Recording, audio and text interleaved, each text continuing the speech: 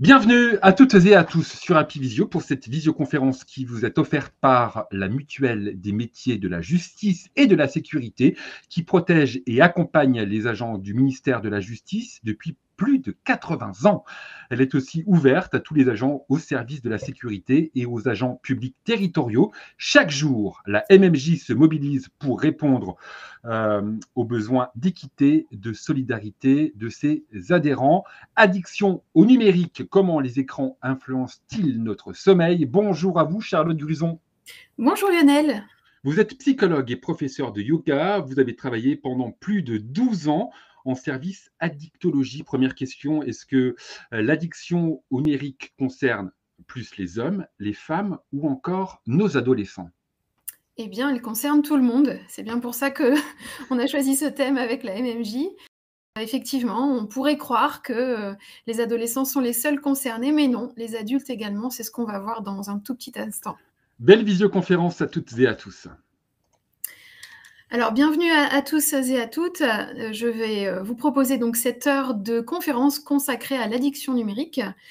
On va parler de la dépendance aux écrans et on fera un focus sur l'impact de cette dépendance sur notre sommeil. On démarre tout de suite avec une première question. Alors, je voudrais savoir combien de temps vous passez devant vos écrans en moyenne sur une journée, sur 24 heures. Mais il faut comptabiliser tous les temps, hein, vous additionnez tous vos écrans. Donc, par exemple, le travail, si on Oui, travaille sur un poste informatique, on compte ses horaires dedans. oui. Ça veut dire qu'on peut déjà quasiment mettre 7h30 Enfin, dans le panier. hein. Allez, moins de 2 heures par jour, entre 2 et 5 heures par jour, ou encore, eh bien, plus de 5 heures par jour. Là, Charlotte, on ne va pas se mentir, il y a une réponse qui se détache largement, Bien sûr. et puis une proposition que vous nous avez faite qui est vraiment à la traîne. Pour l'instant, le moins de 2 heures par jour recueille moins de 5%. Donc, il Oui. y a combat entre 2 à 5 heures par jour, ou encore plus de 5 heures par jour, et évidemment, à plus de 60%, nos participants nous répondent: je passe plus de 5 heures par jour sur les écrans. C'est beaucoup, ça. Bien sûr que c'est beaucoup, hein, on en parlait. Si vous prenez une journée de 24 heures, vous enlevez vos heures de sommeil, eh bien, une activité qui vous prend au moins 5 heures par jour ne peut pas être négligée pour votre santé. Forcément, on doit s'y pencher, on doit l'observer et peut-être lui apporter quelques modifications. Donc, pourquoi j'ai commencé par vous demander ça? Parce que souvent, on pense à observer, à quantifier le temps que l'on passe soit sur le téléphone, soit sur l'ordinateur, soit devant la télé. En fait, il faut tout additionner pour que ce soit juste, parce que alors, il n'y a pas de lumière bleue sur tous nos écrans, mais sur un grand nombre d'entre eux. Et puis, de toute façon, les zones corticales qui sont stimulées par nos écrans sont en partie les mêmes, quel que soit l'écran. Donc, il faut tout additionner et on arrive très, très vite à plus de 5 heures par jour. Alors, on va tout simplement démarrer par la définition. Qu'est-ce que l'addiction numérique? Je pense que tout le monde a une idée de ce que c'est, mais on va quand même creuser un petit peu cette question. On aura peut-être quelques surprises. Alors, qu'est-ce que l'addiction numérique? On l'appelle bien sûr addiction aux écrans ou cyberaddiction. Le mot cyberaddiction, il est un peu abandonné depuis quelques années, hein. On pense surtout à la cybersécurité pour parler d'un terme avec cyber au début, mais la cyberaddiction, on l'emploie moins. Par contre, l'addiction numérique ou l'addiction aux écrans, ça nous parle. Elle fait partie des addictions qu'on dit comportementales, c'est-à-dire qu'il n'y a pas de substance, contrairement à l'addiction à l'alcool, aux drogues, au café, ou même au soda par exemple. Là, l'addiction est avec substance. Comportementale, ben, ça ressemble aux addictions, par exemple, au travail, au sport, au sexe, pourquoi pas. Une addiction comportementale, ce n'est pas forcément plus simple à déloger qu'une addiction avec substance, on va le voir. Elle concerne potentiellement tous les écrans. On peut être addict à son téléphone, à la télé, à l'ordinateur. Pourquoi pas à une tablette ou à une console de jeu, ou pourquoi pas à plusieurs de ces écrans en même temps. Et puis, les chiffres sont quand même très très variables, mais ils s'accordent quand même pour dire que on observe une augmentation très significative du temps d'écran total sur 24 heures, quelle que soit la tranche d'âge. Et c'est ce que vous nous demandiez en début de conférence, Lionel. Eh bien, toutes les tranches d'âge sont concernées par l'addiction numérique. Alors, Chaque type d'écran va connaître un potentiel addictogène spécifique. Qu'est-ce que ça veut dire? Ça veut dire que, par exemple, sur la télévision, on va surtout retrouver des addictions aux infos en continu ou des addictions, par exemple, aux séries ou aux plateformes. Depuis l'arrivée de certaines plateformes que vous connaissez bien, alors je peux en citer plein, mais je pense que vous les connaissez, on observe ce qu'on appelle le binge watching. C'est un terme anglo-saxon qui est dérivé du terme binge drinking, c'est-à-dire qu'il y a un phénomène de consommation importante d'alcool, par exemple, en Angleterre, mais aussi en France maintenant, chez la jeune génération, des consommations d'alcool très importantes dans un court laps de temps. Et on a transposé ça à l'addiction au numérique avec le terme binge watching, c'est-à-dire je regarde beaucoup de choses dans un court laps de temps. Hein, j'enchaîne, en fait, les épisodes de séries, j'enchaîne les séries entre elles, pourquoi pas.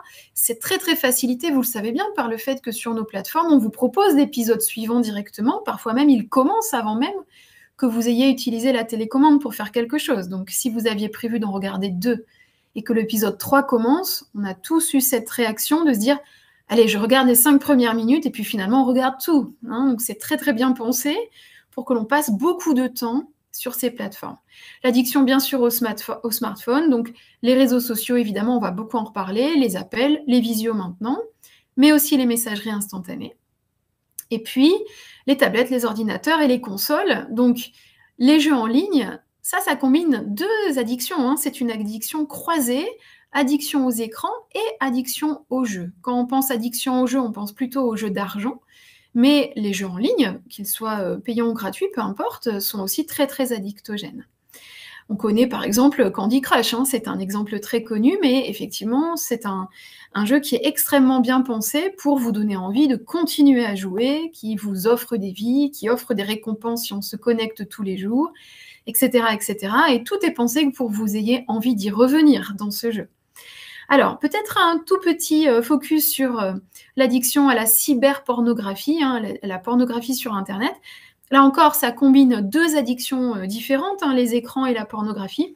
Je ne donnerai pas de précision sur cette addiction-là, puisqu'elle est un petit peu particulière, mais elle fait partie de l'addiction numérique. Encore une addiction croisée qui nous demande à nous, les soignants, des interventions particulières et assez, on va dire, importantes pour aider les patients à se sortir de cette addiction.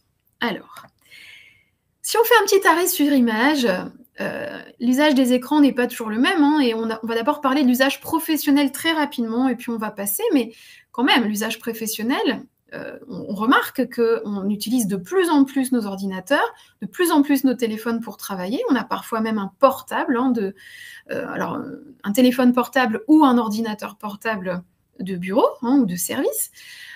Il y a évidemment des professions qui sont à risque, et puis avec l'arrivée du télétravail, parfois l'usage des écrans est augmenté, puisque les réunions ne se font plus en présentiel, mais en visio, pour certaines professions. Dans cet usage professionnel, on a vu arriver 2 phénomènes particuliers. Le premier, c'est le phénomène d'hyperconnexion, c'est-à-dire que la personne hyper connectée professionnellement va consulter ses mails, va faire des visios, va travailler sur l'ordinateur et va être toujours quasiment reliée à quelque chose de numérique en permanence. Et cette hyper connexion, elle est née dans le domaine professionnel, mais vous allez voir juste après, on va la retrouver dans la vie privée. Le syndrome FOMO, c'est le 2e phénomène que l'on observe, nous les psychologues qui travaillons en psychiatrie ou en addictologie. Alors, le syndrome FOMO, ça veut dire « fear of missing out », ça veut dire « j'ai peur de rater quelque chose ». Et donc, les professionnels vont, par exemple, rester connectés tout le temps ou ne pas éteindre le téléphone le soir, voire même le week-end ou voire même en vacances, de peur de rater une information et vont vérifier en permanence leurs différents supports, leurs mails, leurs messageries, etc., etc. Ce syndrome FOMO, il est absolument important d'en tenir compte parce qu'il peut générer de l'anxiété, on va le voir, voire même si ça va trop loin, des prémices de burn-out ou de la dépression, voire même les 2. Donc on va bien en tenir compte, évidemment. Dans l'usage personnel, l'usage récréatif, on va retrouver là tous les types d'écrans, donc les smartphones, les ordinateurs, les tablettes, les consoles et la télévision. Pour les plus jeunes, les activités principales, ce sont les jeux et les réseaux sociaux, mais on peut aussi considérer que d'autres classes d'âge sont concernées par les jeux et les réseaux sociaux. L'arrivée des plateformes, on le disait tout à l'heure, a prolongé le temps d'écran pour toutes les classes d'âge, ça c'est important de le signifier. Et puis, je vais quand même prendre le cas de l'information en continu. C'est un cas particulier, mais alors, il y a une petite coquille dans ma diapo. Ce ne sont pas les attentats de 2025, je ne suis pas devant, mais les attentats de 2015. En fait, à partir des attentats de 2015, vous vous rappelez de cette période un peu compliquée en France, on a eu ce phénomène de consultation de l'information en continu sur les chaînes d'infos, que vous connaissez bien. Et puis, ça ne s'est jamais vraiment arrêté, mais il y a des pics et des moments plus calmes. Par exemple, la crise, bien sûr, Covid-19 a majoré les chaînes d'infos en continu et leur usage. Et puis, plus récemment, la guerre en Ukraine, par exemple. On avait une partie de la population, celle peut-être qui a plus le temps ou qui travaille de la maison, pourquoi pas, qui était peut-être un peu plus souvent devant les chaînes d'information en continu, avec tout l'aspect addictif et anxiogène que ça peut contenir. Donc, il faut faire très attention à cela aussi. Toujours dans l'usage récréatif, on va retrouver à nouveau ce phénomène d'hyperconnexion. Ça s'est transféré au domaine personnel. Par exemple, être sur plusieurs écrans en même temps, c'est-à-dire, un exemple tout simple, consulter son smartphone devant la télévision. Ça, je sais que nous sommes beaucoup à le faire, on va en reparler après, mais ça peut poser quelques problèmes, d'être toujours l'œil sur un écran, quel qu'il soit, et peut-être sur plusieurs écrans en même temps. Et puis, bien sûr, le syndrome FOMO, on le retrouve dans l'usage personnel, avoir peur de manquer une discussion sur les messageries, une information sur les réseaux, un SMS. Je pense aussi, on a vu ça, nous, ce qu'on appelle le syndrome Vinted.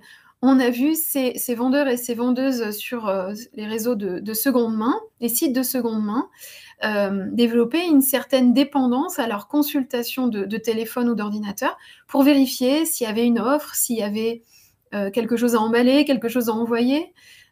Vérifier ça de manière très très fréquente, ça peut être vraiment addictif, addictogène. En plus, il y a aussi une question financière qui se mêle à ce comportement. Donc, en cas de difficulté financière, le côté addictif des sites de seconde main, soit pour vendre ou alors pour rechercher quelque chose, a été vraiment observé depuis, on va dire, une petite dizaine d'années. Donc, ce que l'on peut dire, c'est que la perte de contrôle du temps d'écran chez les Français en général est de plus en plus fréquente. On connaît tous ça, regarder un épisode de série en plus alors que c'était pas prévu et qu'on avait dit qu'on se couchait pas trop tard pour une fois. Scroller, c'est-à-dire faire défiler sur votre téléphone sans se rendre compte du temps que vous avez passé. Continuer de visionner le téléphone par exemple ou la tablette malgré le manque d'intérêt du contenu. Alors là, je parle surtout des réseaux sociaux, mais ça peut être d'autres choses. Vous savez bien ce que c'est. On continue à faire défiler quelque chose qui est peut-être moins intéressant ou de plus en plus éloigné de ce que l'on cherchait au départ. Et pourtant, les minutes passent, peut-être même les heures, et on contrôle de moins en moins. Donc, un deuxième quiz. Quel est, à votre avis, le temps moyen passé sur les réseaux sociaux? Donc, Facebook, Instagram, X, nouvellement Twitter, anciennement Twitter. 48 minutes par jour. 1h48 minutes par jour ou 3h48 par jour. À vous de répondre à cette petite question pour cette visioconférence qui vous est offerte par la Mutuelle des métiers de la justice et de la sécurité. Charlotte, des questions sont arrivées pour vous dans le chat. Par exemple, il y a un produit qui est sorti il y a quelque temps qui s'appelle les Kindle. Donc, oui. On peut même maintenant lire sur les écrans. Est-ce que ça compte? Oui. Bon, voilà. Oui, alors ça compte, mais si vous avez quelque chose qui diminue la lumière bleue, ça sera mieux quand même. Et ça, je pense qu'on peut équiper sa visionneuse, sa liseuse. Je pense qu'on peut l'équiper pour diminuer la lumière bleue, mais bon, oui, ça compte quand même. Allez, on y va pour les résultats des sondages. Nous avons 3% de clics sur 48 minutes par jour, vous l'aurez compris, que c'est 1h48 par jour ou 3h48 par jour qui est en combat, et c'est 3h48 par jour qui remporte ce match à plus de 69% des votes. Énorme. Oui. Alors, la réponse tout de suite. Eh bien, en fait, c'est 1h48 par jour, hein. Donc, on sait qu'en France, environ 80% des Français ont au moins un compte sur un réseau social. Lionel citait plusieurs réseaux sociaux. Chez les plus jeunes, on a aussi tout ce qui est TikTok, des choses un peu, voilà, un peu plus jeunes en termes de contenu, mais pour les personnes à partir de 45 ans, on est plutôt sur Facebook, et puis Instagram a on va dire un panel d'utilisateurs un peu plus large, hein, de la vingtaine. Il n'y a pas vraiment de limite supérieure en termes d'âge. 1h48 par jour, en fait, c'est déjà énorme, hein. Et si on regarde en détail, on va voir que pour les plus de 65 ans, la moyenne est de 17 minutes, avec beaucoup moins, c'est-à-dire ceux qui n'ont pas de compte tout simplement, ou qui ont un compte mais sans le consulter, il y en a beaucoup, et beaucoup plus, puisque c'est une moyenne. Par contre, pour les 13-17, on a quand même 3 heures par jour. Dites-vous bien que les 13-17 ans, 3 heures par jour, c'est une moyenne sur l'année. Ça veut dire que dedans, il y a leurs heures de cours, leur journée de scolarité incluse. Donc, c'est-à-dire que même en ayant les activités scolaires et extrascolaires, ils arrivent quand même à se dégager 3 heures par jour, même en étant à l'école. C'est évidemment énorme, hein. Donc, comment on va reconnaître l'addiction aux écrans? Comment on va faire? Eh bien, d'abord, on va distinguer plusieurs niveaux de consommation d'écran, et ces distinctions-là, elles sont valables pour toutes les addictions, bien sûr. L'addiction aux médicaments de la semaine dernière, l'addiction au sucre de la semaine prochaine, on peut distinguer toutes les consommations de la même façon. Okay ? La consommation régulière, elle ne pose pas vraiment de problème. Vous regardez de temps en temps votre écran, et puis si l'écran est déchargé, si vous ne l'avez pas, si vous l'avez oublié, pas de problème, hein. Ça reste tout à fait raisonnable, et ça reste avec des indications classiques. La consommation abusive par période, là, ça commence à être plus compliqué. C'est-à-dire que pendant les vacances ou pendant les week-ends, on s'est restreint, on va dire, pendant l'école et pendant le travail. Et là, pendant les vacances et pendant les week-ends, alors on va consommer de manière plus importante, avec peut-être des maux de tête à la clé, avec peut-être des troubles de la vision, mais je pense aussi aux jeunes, hein, qui jouent sur les jeux vidéo tout le samedi, tout le dimanche, ou toutes les vacances, ou parfois même toute la nuit. C'est la consommation abusive par période. Tant que la consommation redevient, on va dire, normale en dehors de ces périodes de vacances et de week-end, on ne s'inquiète pas encore trop, puisqu'on a une capacité du sujet, de l'individu, à revenir à quelque chose de basique, de normal. Donc, voilà, on reste vigilant, que ça dérape pas trop, mais on considère que ça va. La consommation abusive permanente, alors, sans addiction, encore une fois, ça commence à être plus dangereux, il y a quand même plus de risques, mais s'il n'y a pas d'addiction, alors on va considérer que ça peut encore passer. Et puis, évidemment, l'addiction aux écrans. Comment on va déterminer si on est dans la catégorie 3 ou la catégorie 4? Eh bien, on va le voir juste après. Ce qui modifie, ce qui fait passer le consommateur d'une consommation abusive permanente sans addiction à une addiction aux écrans, eh bien, ce sont les conséquences psychosociales. C'est-à-dire que si je consomme abusivement sans addiction, je n'ai pas de conséquences sur ma vie de couple, sur ma vie de famille, je n'ai pas de conséquences sur mon travail, par exemple, hein. Je n'ai pas pris d'avertissement au travail parce que j'étais tout le temps sur mon téléphone, par exemple. Alors que si je suis dans l'addiction, eh bien, les conséquences psychosociales ont déjà démarré. La première, la plus connue, c'est l'isolement, hein, qui peut même conduire, pourquoi pas, à la marginalisation, hein. Ce sont des choses que moi je vois dans mon cabinet et dans mon activité de psychologue en psychiatrie. La perte des autres centres d'intérêt, qui peut même mener à ce qu'on appelle un syndrome amotivationnel, c'est-à-dire que je n'ai plus de motivation pour rien, à part pour mon écran ou mes écrans. Donc, ça va être un ado qui ne veut plus aller à son entraînement de foot. Ça va être une jeune adulte active, peut-être mère de famille, qui n'a plus vraiment envie d'aller emmener les enfants au parc, par exemple, hein. Moi, j'ai connu des patients qui ne souhaitaient plus partir en vacances, qui souhaitaient rester au maximum de temps à la maison pour visionner leur plateforme, par exemple, hein, de séries ou de films. Ce sont des choses que j'ai vues, hein.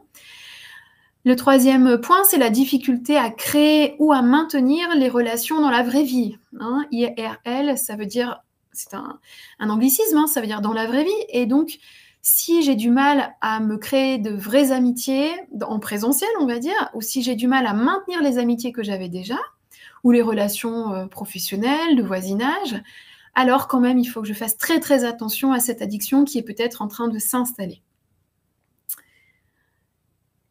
Alors, les signes précis de l'addiction aux écrans, on va les voir en détail. Ils sont nombreux, mais on va commencer par le premier, la difficulté, voire l'impossibilité à réduire ou interrompre temporairement, voire à stopper la consultation d'un écran ou à réduire le temps de consultation. Donc soit on n'arrive pas du tout à s'en passer, soit on ne peut pas réduire le temps que l'on passe dessus. Ça s'appelle la dépendance. Vous connaissez ça, hein, l'addiction est toujours liée à une situation de dépendance. Et puis, vous avez bien compris que la dépendance à elle seule ne suffit pas à dire qu'il y a une addiction, donc on va ajouter d'autres critères.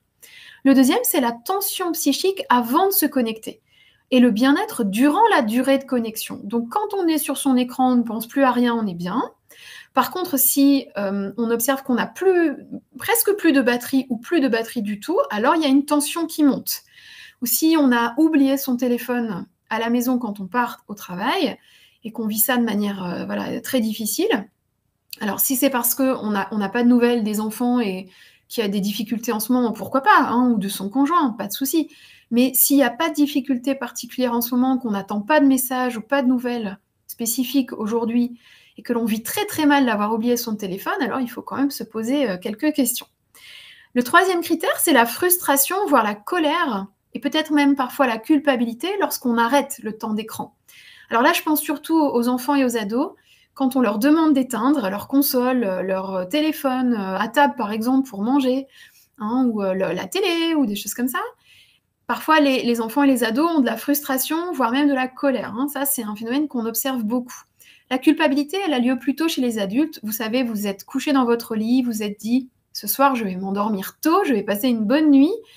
Et puis, vous posez le téléphone, vous regardez l'heure, et en fait, vous avez passé 1 heure ou 1 heure et demie dessus, et vous vous sentez coupable.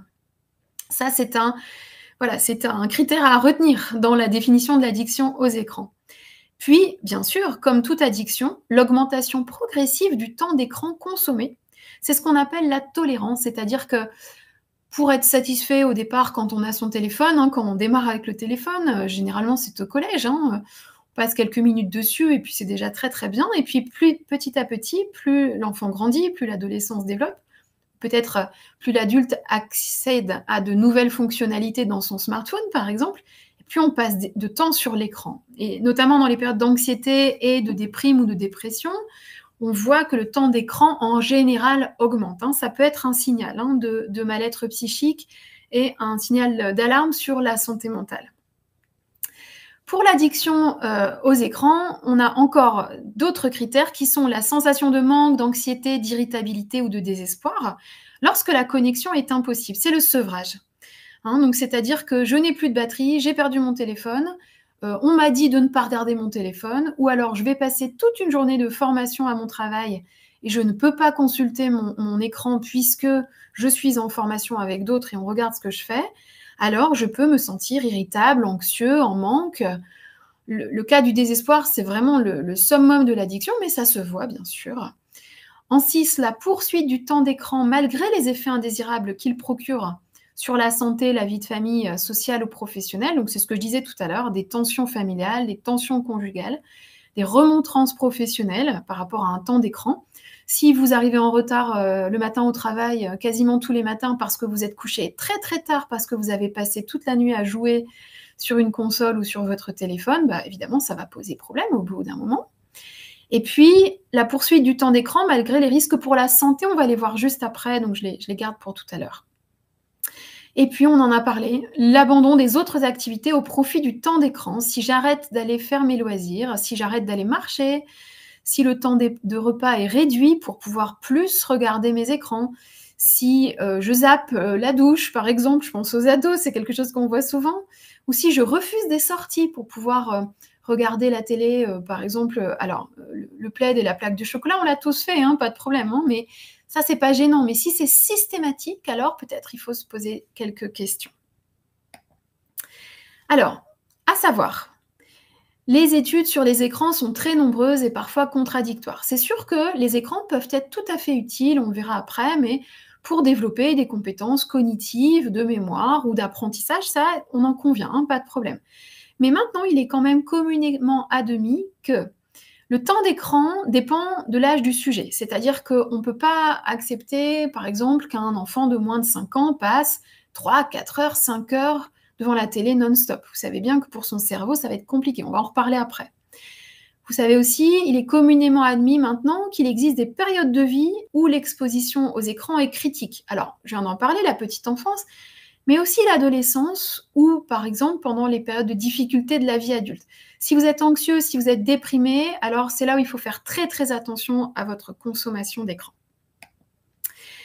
On dit aussi que l'exposition aux écrans a un effet libérateur de dopamine et que cela modifie notre rapport aux autres sources de satisfaction. Donc, pour vous expliquer, les écrans, avec une satisfaction qui est immédiate, qui est toujours la même, qui est donc constante, une satisfaction qui ne déçoit pas, hein, qui est, on va dire, trouvée à chaque visionnage ou à chaque partie de votre jeu préféré, ce comportement va libérer beaucoup de dopamine. La dopamine, c'est quelque chose qui nous fait du bien, qui nous permet de nous sentir bien, qui nous donne envie, voilà, de continuer le comportement que l'on a. Donc évidemment, c'est addictogène. Le problème, c'est que comme ces libérations de dopamine avec les écrans, elles sont particulièrement efficaces, alors la libération de dopamine avec les autres sources habituelles de satisfaction, mais elle sera moins rapide, elle sera moins continue. Par exemple, aller courir, ça va libérer de la dopamine, mais pas tout de suite, au bout d'un certain temps. Et peut-être cette libération ne sera pas continue. Il y aura des sorties de course à pied où vous serez super bien, et puis d'autres où les effets ne seront pas aussi intenses que d'habitude. Ça peut arriver à cause de la fatigue, par exemple. Et donc, comme les autres activités vont libérer de la dopamine de façon moins rapide, moins continue, et de façon peut-être plus aléatoire, alors elles vont nous paraître bien faites à côté de nos écrans. Et donc, quand le cerveau devra choisir entre aller marcher avec mon chien, s'il fait pas beau, s'il pleut, si j'ai pas beaucoup le courage, si je suis fatiguée, ou me mettre un épisode de série, alors je vais vite choisir l'épisode de série. On sait aussi que le contenu visionné a un impact aussi sur notre mental. C'est-à-dire que, alors, le contenu visionné, ça peut être par exemple des choses violentes, des choses qui font peur, des choses à suspense. On sait que ça, pour les enfants, on fait très très attention, ça vous le savez. Mais c'est aussi le contenu visionné dans le sens actif et passif, c'est-à-dire qu'un film, une série, un dessin animé, c'est plutôt passif, et un visionnage actif, ça va être un jeu interactif, un support éducatif ou un documentaire, où là, on va essayer de comprendre, de réfléchir. Et évidemment, attention, si les visionnages ne sont que passifs, le risque d'addiction est plus grand, hein, et la libération de dopamine est encore plus forte, hein, puisqu'il n'y a pas grand-chose à faire pour avoir la dopamine. Alors que si on considère que le visionnage actif est important aussi et qu'on donne du temps à ça, alors on va protéger quand même notre cerveau. Donc, il y a le facteur d'âge qui est important, mais aussi le facteur contenu, hein, notamment pour les enfants et les ados. Et enfin, moi, je vais quand même vous conseiller de varier les supports d'écran. C'est-à-dire, si on a fait pas mal de tablettes, ben peut-être si on a envie de regarder un autre écran, on va passer à la télévision, mais ce ne seront pas les mêmes effets, hein, on va détailler un peu après. On sait aussi que le fait de visionner plusieurs supports en même temps, ça va favoriser l'attention multitâche. Alors, c'est par exemple une série et le téléphone, d'accord ? Ça va donner moins d'importance à notre attention introspective et ça va participer à notre charge mentale. C'est un phénomène, on parle de la charge mentale, hein, c'est une expression qu'on connaît bien maintenant. Et le fait d'avoir une charge mentale trop importante, une surcharge mentale, ça va participer à l'anxiété et à la dépression. Donc aujourd'hui, regarder la télé et regarder son téléphone, ça paraît très banal. Mais en fait, c'est quand même assez dangereux, notamment si vous êtes jeune. La fatigue neuronale va être plus importante et puis on aura du mal à se concentrer sur ce que l'on ressent parce que le cerveau sera trop occupé. Il aura trop de facteurs d'attention en même temps. Donc ça va être vraiment délétère pour la concentration et l'attention par la suite. Donc, on en vient à la deuxième partie de cette conférence. Quels sont les risques en fait que vous encourez quand vous regardez de manière un peu massive vos écrans? On va les voir tout de suite.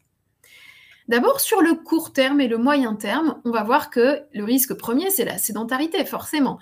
Il est quand même assez rare de consulter son film ou sa série en marchant ou en courant. Alors, c'est peut-être possible si vous courez sur un tapis, mais si vous courez à l'extérieur, ça va être difficile. Pareil pour la marche, pareil pour toutes les activités sportives.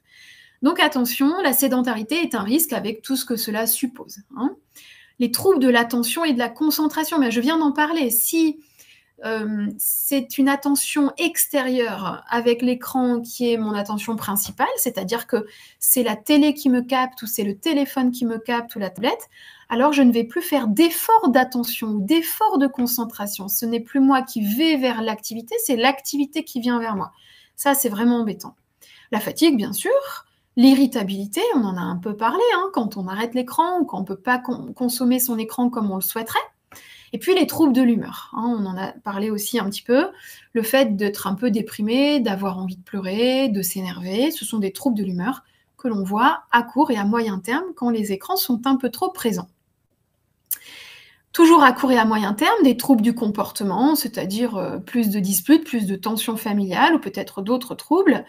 Des troubles alimentaires, ça on le voit très très vite, hein, quand on est obligé de passer beaucoup de temps sur un écran. Par exemple, si on prépare une thèse, on est sur son ordinateur pendant de longues semaines, alors la prise alimentaire, elle est plus anarchique, évidemment, hein.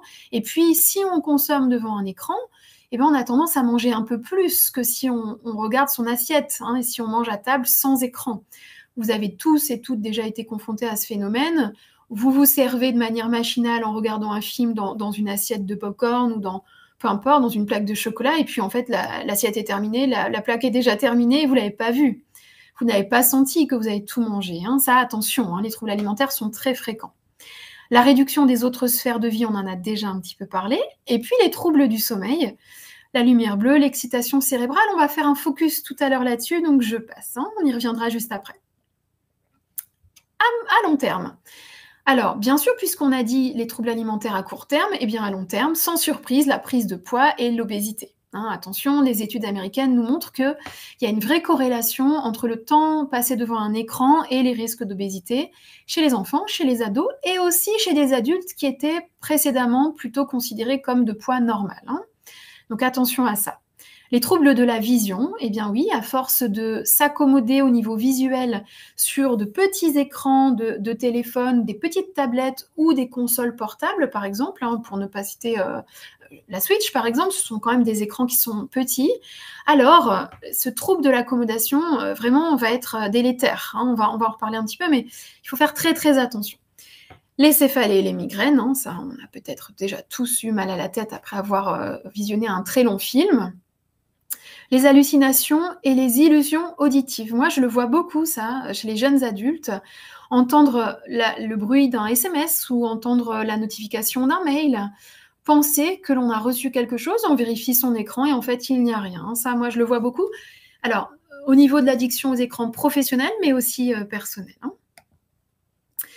Les douleurs musculo-squelettiques, bah oui, hein, les douleurs de doigts, de poignets, de dos, de nuque, hein, le fait de passer un temps avec la nuque penchée vers l'avant, ça fait mal partout, hein, tout simplement, dans les cervicales notamment. Les troubles anxieux, notamment le trouble anxieux généralisé, la dépression majeure, c'est ce dont je vous parlais tout à l'heure, et peut-être le développement d'une pensée qui est trop rapide et trop superficielle, ce qu'on appelle, nous, la pensée zapping, hein, c'est-à-dire qu'on a du mal à se concentrer et on passe d'un support à un autre. Ce sont ces enfants ou ces ados qui n'écoutent pas longtemps ce qu'on leur dit, on le voit en classe, hein, pour les enseignants par exemple, mais aussi des adultes qui ont du mal à se concentrer et pour lesquels on doit rappeler qu'ils doivent maintenir leur attention. On le voit dans les réunions professionnelles, on le voit quand même de plus en plus.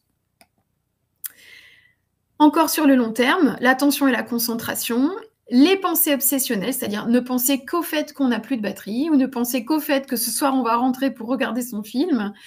Les troubles de la mémoire, c'est un phénomène bien connu aussi du visionnage abusif d'écran.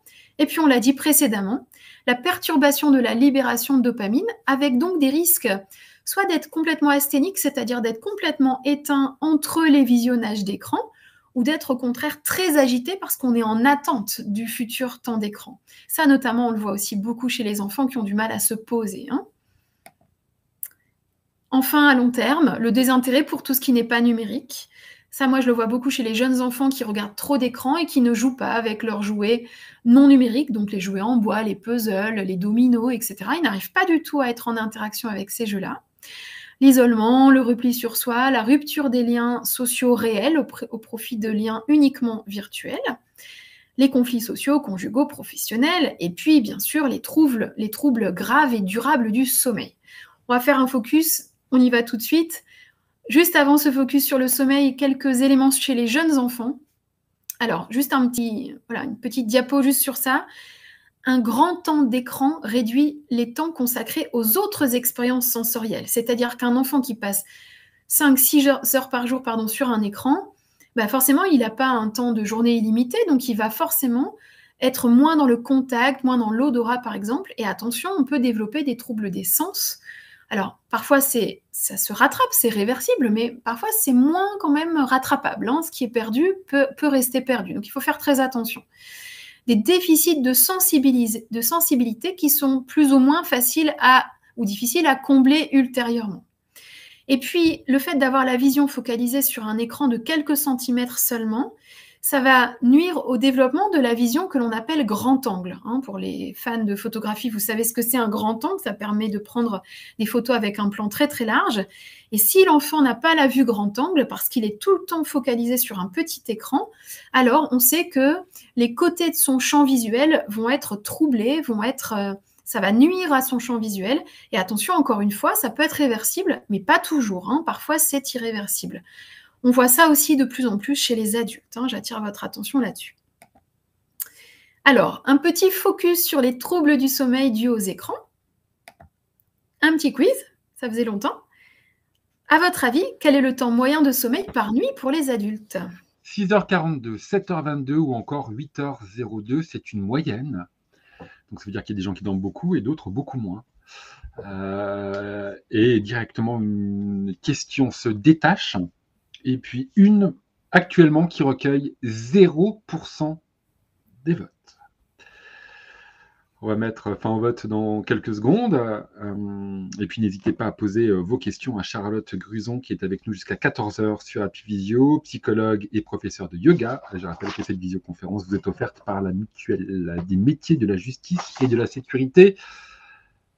À 80%, nos participants ont répondu 6h42. C'est pas beaucoup, ça.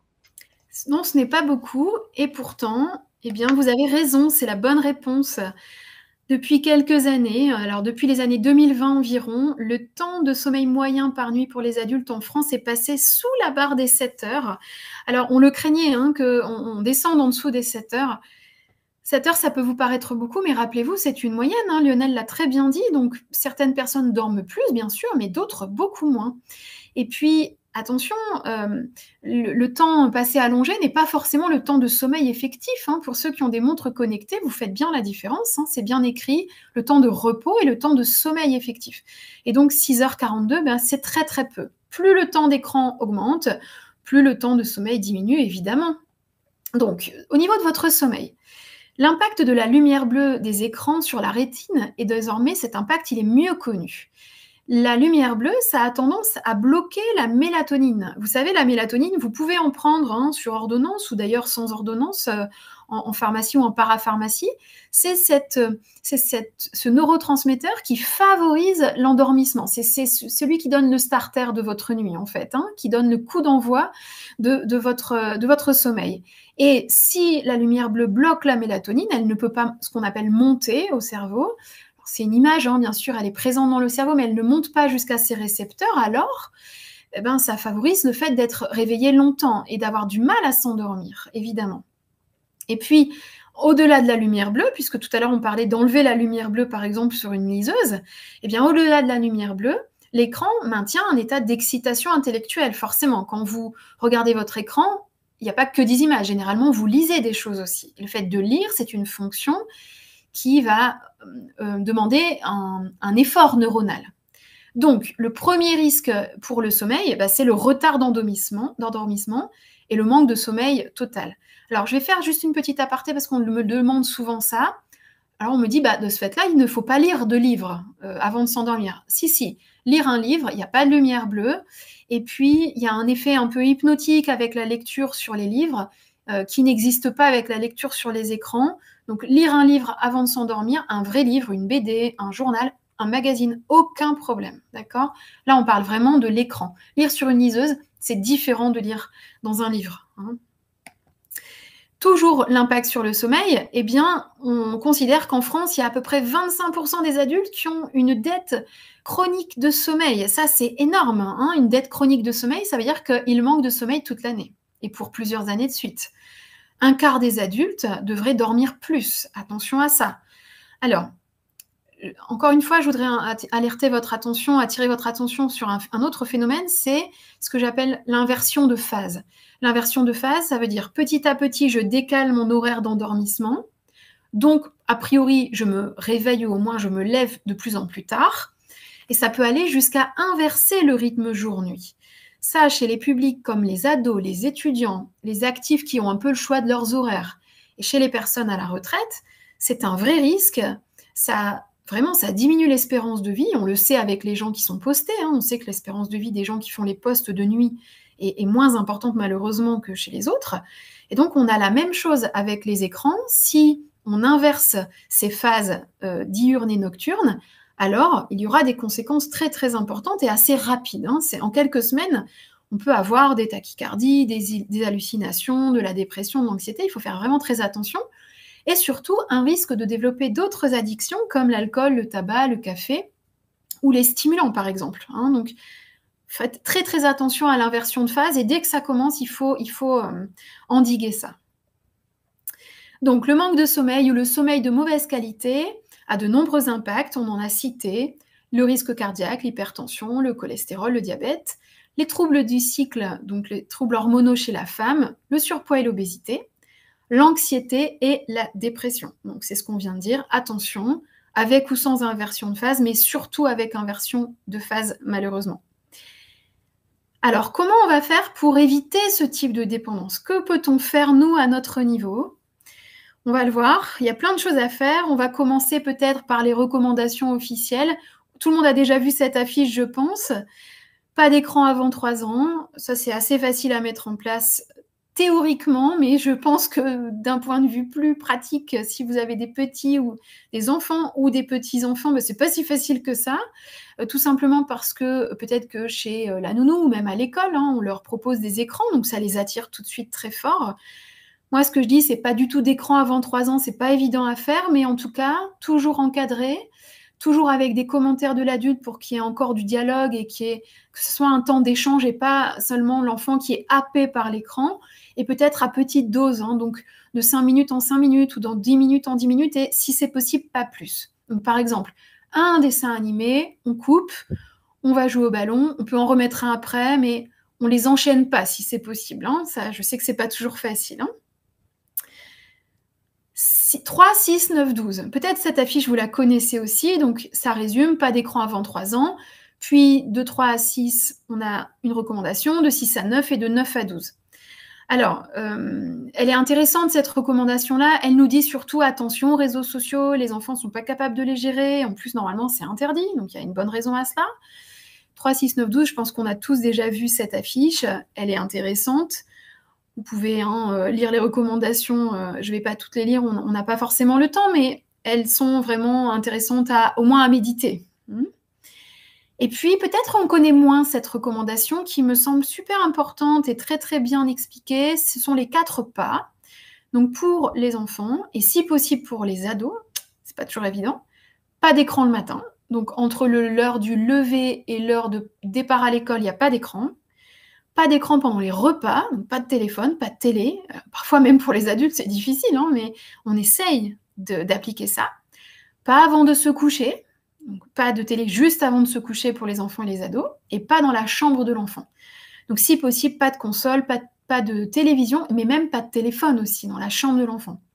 Parce que même si l'enfant jure de ses grands dieux qu'il ne regardera pas son écran, c'est difficile d'y résister. Nous-mêmes, nous sommes un peu addicts aussi, donc on ne peut pas compter sur sa volonté. Il est trop petit, il est trop immature. Ce n'est pas un manque de confiance, mais on doit être raisonnable et ne pas mettre d'écran dans la chambre des enfants. Ce n'est pas facile. Hein. Ça concerne donc les enfants. Pour les adultes, je vous propose 3 sites internet qui sont très très bien faits. Donc, le bon usage des écrans.fr, c'est l'Institut d'éducation médicale et de prévention, donc c'est un institut reconnu avec de grandes compétences qui pourra vous aider à gérer mieux vos écrans. drogue.gouv.fr, puisque c'est une addiction comme une autre, elle est incluse dans le site drogue.gouv.fr qui traite toutes les autres addictions. Et puis, bien sûr, des conseils très intéressants sur votre site d'assurance maladie, amélie.fr. Alors, de mon côté, je vais vous proposer quelques conseils d'action individuelle. Alors, si vous avez des doutes sur une éventuelle dépendance aux écrans, que faire? Par quoi commencer? D'abord, il faut savoir de quoi on parle. Il faut être sûr de soi, et donc peut-être ce que je vais vous proposer va vous rassurer, peut-être au contraire, ça va vous alerter et on pourra passer aux autres conseils. Donc d'abord, on va tenir un journal sur nos consommations d'écran si on les considère à risque, pour savoir combien de temps on y passe vraiment. Tout à l'heure, vous avez rapidement compté plus de 5 heures, mais on va être précis. Donc on peut prendre le journal dans son téléphone, le journal de consommation d'écran, on peut prendre le journal dans sa tablette, ça existe aussi, mais il ne faudra pas oublier d'y rajouter le temps de télévision, le temps d'ordinateur et peut-être le temps de console de jeu, donc si vous êtes concerné ou si vos enfants ou vos ados sont concernés. On va commencer par ça et je vous propose de tenir ce journal sur au moins une quinzaine de jours, si possible 1 mois, pour voir vraiment ce qui se passe et faire des comparaisons sur les temps de semaine, les temps de week-end, les temps de vacances, pour avoir une vraie vision des choses. Et puis, si on voit que ça commence à être un peu alertant, peut-être on va commencer par tenter de modifier les habitudes de vie et voir un peu comment on réagit. C'est-à-dire, est-ce que je peux me dire que ce soir, je ne vais pas ouvrir la télévision et je vais prendre un livre, par exemple, ou un magazine que j'ai envie de lire depuis longtemps, et comment je réagis? Est-ce que je m'ennuie? Ça, c'est l'émotion qui ressort le plus quand on essaye de faire ça. Est-ce que je me sens triste? Est-ce que ça m'agace? Comment je réagis, moi, quand je m'auto-supprime les écrans? Évidemment, si vous êtes adulte, si vous êtes enfant ou ado, ce sera le parent qui fera le job. Et puis, en cas de difficulté donc avérée, si on voit que c'est vraiment compliqué, alors on va essayer de mettre en place de nouvelles habitudes pour démarrer le changement, pour initier le changement. La première, tout simplement, ça paraît évident, mais on éteint le téléphone, la tablette, l'ordinateur, la télé régulièrement pour éviter d'y jeter un coup d'œil de manière automatique. Un exemple très simple, c'est la télé dans les cuisines. Vous cuisinez, vous faites quelque chose, ça demande votre attention, vous prenez du plaisir à ce que vous faites et pourtant, vous avez allumé un écran. Si c'est possible, allumez plutôt la radio. Moi, il n'y aura pas de visuel. C'est déjà une bonne idée. Et puis, si c'est peut-être encore mieux, si vous avez besoin d'un support, mettez de la musique dans ce cas-là, ou peut-être essayez d'apprécier le silence et de vous concentrer sur les odeurs, sur vos gestes. Vous verrez, le plaisir de l'activité peut-être sera plus important. Vous allez retrouver le plaisir de l'activité si vous n'avez pas cette attention multitâche dont je vous parlais tout à l'heure. Ça, c'est hyper important. Un deuxième conseil, c'est d'éloigner le téléphone ou la tablette de vous pendant vos activités. C'est-à-dire que si le téléphone est de l'autre côté de la pièce ou dans une autre pièce, ou voire même à l'étage, on a moins envie de les consulter, on ne va pas faire 15 allers-retours. Donc, effectivement, éloigner, c'est tout simple, mais éloigner les écrans qui ne sont plus à portée de main. Vous savez, on a tous été tentés de vérifier sur son téléphone qu'on n'a pas un nouveau SMS ou une nouvelle notification. Et en fait, je pense que le nombre de consultations de téléphone par jour, il doit être à peu près hallucinant et on n'en a pas conscience. Donc, éloignez le téléphone, par exemple, ou la tablette. Pour la télévision, c'est plus difficile de l'éloigner, mais vous pouvez vous éloigner, vous, par exemple. Et puis, quand vous faites des courses rapides, sortez sans votre téléphone, par exemple. Désancrez vos réflexes, désancrez vos habitudes. On met les mains dans les poches, on n'a plus le téléphone dans la poche, on ne le sent plus, on ne peut pas le sortir. Peut-être d'abord une course de quelques minutes, puis un petit peu plus longue, puis encore plus longue, pour vous désancrer dans vos conditionnements, en fait. Alors, quelques conseils encore. Consultez le temps hebdomadaire de votre téléphone et donnez-vous un défi, un challenge, c'est de le réduire un petit peu chaque semaine. Alors, que vous soyez sur, peu importe le système d'exploitation de votre téléphone pour ne pas les citer, mais dans tous les systèmes d'exploitation, on peut voir le temps qu'on a passé peut-être chaque jour, mais surtout chaque semaine. Je pense que c'est surtout au niveau d'une semaine que c'est intéressant, parce que d'une journée sur l'autre, c'est un peu aléatoire, mais par contre, sur la semaine, on a une bonne idée du temps passé. Et donc, si on a passé 8h48 la semaine dernière, peut-être on peut se donner le défi de passer en dessous de 8h30, par exemple. Et ça veut dire qu'on va le poser un petit peu plus vite ou qu'on va le sortir moins systématiquement, ce téléphone. Ça marche vraiment très bien. Et notamment, c'est un challenge assez ludique pour les enfants et les ados. Donc ça, je l'ai déjà essayé, moi, avec les enfants proches de moi. Ça marche vraiment très bien. Et puis peut-être introduisez un challenge en parallèle, c'est-à-dire que si je fais moins d'écran mais je ne sais pas quoi faire d'autre, ça ne va pas très très bien marcher. Donc peut-être je peux mettre un challenge parallèle. Moi j'ai mis augmenter le nombre de pas par jour avec un podomètre ou avec sa montre connectée ou son téléphone justement. Il ne faut pas regarder l'écran, mais ça peut être complètement autre chose. Non, ça peut être reprendre une activité, je ne sais pas, c'est la grande mode du tricot chez les jeunes, pourquoi pas, ou autre chose. Hein. L'idée, c'est de savoir comment remplacer votre écran, sinon vous allez être vite coincé. On se sert du contrôle parental pour les enfants, mais aussi pour nous-mêmes. Ça marche très très bien. Vous pouvez limiter votre propre temps d'écran. C'est une astuce, mais ça marche très très bien.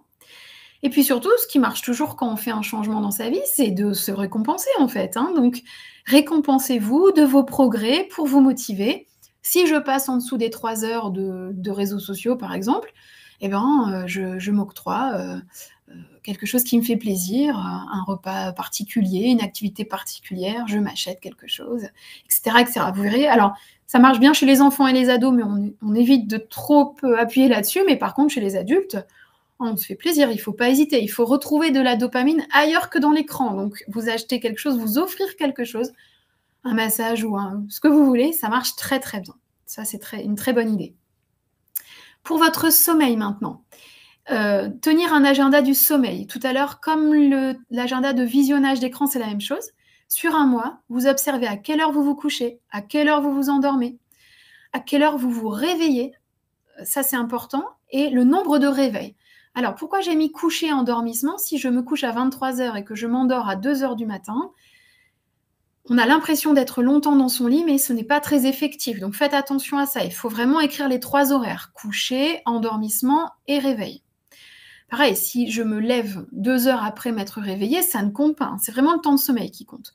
Le nombre de réveils dans la nuit est aussi impacté négativement par votre temps de consommation d'écran. Si vous regardez trop d'écran, vous allez plus souvent vous réveiller parce que la dopamine, comme elle est trop présente, elle incite le cerveau à se réveiller et il n'y a pas assez de mélatonine pour se rendormir vite. Hein, donc attention. Et puis quelque chose de très simple, pas de téléphone ou de tablette sous l'oreiller ou sur la table de chevet, ça, on fait tout ça bien sûr, hein, mais on se réveille avec souvent. Donc essayez de les éloigner. Si quand vous tendez le bras, vous n'avez pas accès au téléphone ou à la tablette, alors vous serez moins tenté de les consulter en vous réveillant la nuit. S'il faut se lever, s'il faut sortir de son lit quand il fait froid, parfois on n'a pas envie, donc ça va nous inciter à nous rendormir plus vite. Hein. On a tous déjà été réveillés à 2-3 heures du matin et on s'est dit, allez, je regarde quelques mails ou je regarde un élément seulement, et puis on a perdu 1 heure de sommeil en fait, hein, on l'a tous fait. Proposez aussi des soirées sans écran en famille, si vous êtes parents, si vous êtes grands-parents, si vous avez une vie de famille, n'hésitez pas à proposer des temps sans écran, des soirées jeux de société, des soirées de lecture, des promenades, pour prendre tous ensemble de nouvelles habitudes. Vous verrez, c'est assez surprenant, mais c'est aussi très efficace. Et puis, on va terminer là-dessus, on a pratiquement terminé. Dans votre lit, rassemblez des choses pour vous donner des alternatives. Donc, près de vous, pas de téléphone, mais par contre des livres, des magazines, des journaux, des mots croisés, pourquoi pas du sudoku, tout ce que vous voulez, mais quelque chose qui va vous occuper à la place de l'écran. Pendant les temps de repos, les vacances, les week-ends, c'est là qu'on introduit les changements, les nouvelles habitudes, sans craindre l'heure d'endormissement. Si ce que vous faites n'est pas très efficace au début pour vous endormir, et que vous êtes en vacances ou que vous êtes en week-end, vous aurez moins de pression pour vous lever tôt le lendemain matin, et donc il y aura moins de stress à ne pas s'endormir vite, on sera moins tenté de reprendre son écran. Et puis si vous ne pouvez vraiment pas vous passer d'un écran la nuit ou le soir, privilégiez la télévision au téléphone, alors, sauf si vous regardez les deux en même temps bien sûr, mais sinon, la télévision généralement on la regarde de plus loin bien sûr, l'écran est plus grand, ce n'est pas exactement la même lumière et ce ne sont pas exactement les mêmes zones corticales qui s'allument, donc on préférera quand même la télévision au téléphone. En tout cas, dans tous les cas, en cas de doute et de difficulté, votre médecin est là pour vous. Il existe également des centres de soins, d'accompagnement, de prévention en addictologie. Ça s'appelle des XAPA. Il y en a partout en France. Les soins sont gratuits partout. Vous pouvez y aller, vous pouvez expliquer votre situation, prendre des conseils. Vous serez reçu avec tout le professionnalisme des professionnels de santé qui y travaillent. Hein, donc, ils connaissent l'addiction numérique. Allez-y, n'hésitez pas. Et puis, bien sûr, il faut en parler autour de vous, c'est ça qui va vous aider le plus. Hein. Donc, c'est ce que je vous proposerai, c'est de discuter peut-être avec vos proches, alors bien sûr votre médecin, votre pharmacien, mais aussi avec vos proches de votre situation pour trouver peut-être des solutions entre vous, des solutions familiales ou avec vos amis. Hein, ce sont des choses que l'on rencontre très souvent, donc c'est certainement qu'ils seront peut-être un peu concernés eux aussi. Voilà, je vous remercie beaucoup de votre attention. Et des questions sont arrivées pour vous dans le chat. Très bien. Charlotte, on va juste fermer ce petit écran. Voici, voilà, vous rappelez que la semaine prochaine, mercredi, on a une visioconférence sur une autre addiction, celle du sucre. Attention les dégâts, ça se passe mercredi de 13h à 14h et dans quelques secondes, je vous mettrai le petit lien pour vous inscrire à cette visioconférence. Question d'une participante, comment relever l'heure d'endormissement si on s'endort? Alors, si vous avez une montre connectée, c'est facile, elle vous le dira. Donc ça va aller vite. Si vous n'avez pas de montre connectée, alors c'est une heure évidemment que vous allez estimer. C'est quand même assez utile d'avoir quelque chose qui indique l'heure dans votre chambre sans que ce soit un écran. C'est-à-dire un radio-réveil avec l'heure, une horloge, quelque chose à consulter. Bien sûr, si vous n'avez pas de montre connectée, tout simplement, vous allez regarder l'heure la dernière fois et vous vous direz que vous vous êtes endormi un peu après ce temps-là. C'est sûr que ce n'est pas évident si on n'a pas de repères plus précis de savoir, mais c'est une estimation, on va dire, hein, de votre horaire d'endormissement. Ça sera déjà très, très bien. Autre question, à partir de quelle heure parle-t-on d'inversion? Oui, alors, on n'est pas tous d'accord là-dessus, mais les psychiatres français et les Américains disent un peu des choses différentes, mais en France, par rapport à nos usages à nous, on dit que s'endormir après 2 heures du matin, on démarre l'inversion de phase. En fait, 2 heures, c'est assez tôt. Hein. Alors 2 heures, si on sort manger chez des amis ou si on va à un concert, ça va. Mais 2 heures tous les soirs, alors que l'on est rentré à la maison depuis 19 ou 20 heures, par exemple, c'est très tard pour s'endormir. Hein. Donc, au-delà de 2 heures, je dirais, on commence à parler d'inversion de phase. Attention. Une question vient d'arriver dans le chat. Je m'endors uniquement avec des écrans allumés. Comment faire? Alors, c'est une très bonne question. Je m'endors uniquement avec des écrans. Comment faire? Une des solutions que je propose très, très souvent aux patients, c'est d'utiliser les podcasts. C'est-à-dire que vous allez conserver le son, d'accord? Vous allez conserver l'audio, mais vous n'aurez plus l'écran et la fatigue visuelle. Ce sera déjà très, très bien. Et on sait très bien qu'il y a de nombreux podcasts, alors les tablettes, les téléphones, c'est un peu contradictoire avec ce que je vous disais. Je vous disais pas de téléphone, mais là, il ne s'agit pas de l'écran, il s'agit du son.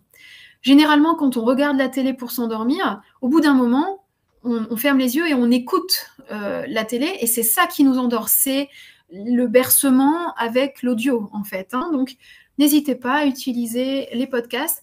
D'ailleurs, il y a des box. Alors, je peux peut-être en citer une, c'est une marque, mais les box Morphée, par exemple, pour les enfants, les ados, les adultes, ça marche très très bien. C'est pas connecté à Internet, les histoires sont dans la box. Ça fonctionne vraiment bien. Hein, donc les podcasts, les box, super. Question, je n'ai pas le choix, je travaille toute la journée sur un ordinateur, comment faire? Très très bonne question. Alors, vous vous rappelez tout à l'heure, j'ai parlé de la vision grand angle.